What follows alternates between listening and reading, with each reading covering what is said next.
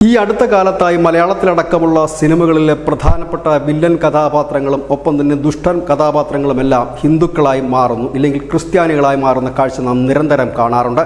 ഇപ്പോഴിതാ നമ്മുടെ രാജ്യത്തെ തന്നെ പിടിച്ചുലച്ച ഒരു വലിയ വിമാന റാഞ്ചൽ ഒരു വെബ് സീരീസായി എത്തുന്നു.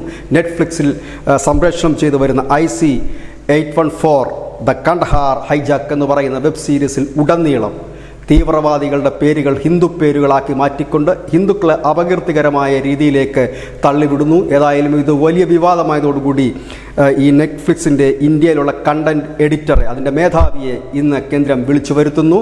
ഇന്ന് ഹാജരായി വിശദീകരണം നൽകാനാണ് ആവശ്യപ്പെട്ടിരിക്കുന്നത്. നമുക്കറിയാം കണ്ഡഹാറിൽ വിമാന റാഞ്ചൽ എന്തായിരുന്നു എന്നുള്ള.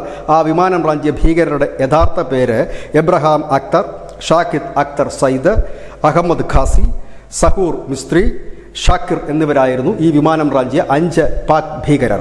എന്നാൽ ഈ വെബ് സീരീസിൽ പറയുന്ന പേരുകൾ Shankar, Bhola, chief, doctor, burger എന്നീ പേരുകളാണ് നൽകിയിരിക്കുന്നത്. അതായത് ഈ തട്ടിക്കൊണ്ടുപോയത് തീവ്ര ഇസ്ലാമിസ്റ്റായ ഭീകരന്മാരാണ് എന്നിരിക്കെ ആ ഭീകരന്മാരുടെ പേര് മാറ്റി ഹിന്ദുക്കളുടെ പേരാണ് ഭീകരന്മാർക്ക് നൽകിയിരിക്കുന്നത്.